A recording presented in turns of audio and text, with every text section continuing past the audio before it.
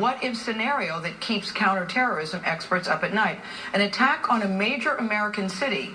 Marines are training for that type of crisis right now. They're at a facility that's nicknamed the Disaster Disneyland. Mark Strassman is in Perry, Georgia, in the middle of the action. Mark, good morning.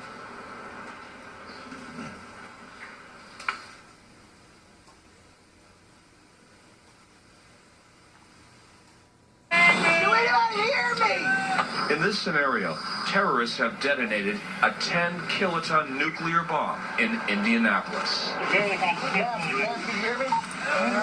There are 17,000 casualties, the dead and dying. Specially trained Marines have to push inside a 5-mile hot zone of radiation that rings the city. Our first priority is to save lives.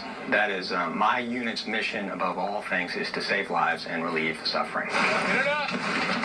Give me the toughest mission that you have, dense population, and we'll immediately begin dragging those casualties out. Colonel Stephen Redifer commands these 200 Marines in a special unit called CBIRF, which stands for Chemical Biological Incident Response Force. We possess unique capabilities that allow us to go into a contaminated environment, be it chemical, biological, radiological, or just simply a large conventional explosive. The Marines triage civilians and can process 250 people an hour in decontamination tents. Sometimes it's easy to forget this is a training exercise. I think this is about as real as it gets. This is the Guardian Centers, an 830-acre training complex built on the grounds of a former missile plant. It has a 1-mile, 4-lane highway and a simulated downtown with 60 buildings of all sizes. You have to plan and you have to train. Hope is not a plan. Jeff Burkhart founded Guardian Centers 3 years ago. He got the idea when he saw the immediate response to Katrina, one disaster following another. An agency, an army, will perform under great stress. They'll perform to their lowest level of conditioned training. So the higher you can raise that bar, the better the response. People hired to play the wounded look like they strolled off the set of Walking Dead. This woman is going into labor. You help me. Live role players give you an aspect of free play training that just doesn't exist with mannequins or dummies or anything like that. They're going to respond differently. They're going to act differently. They're real people.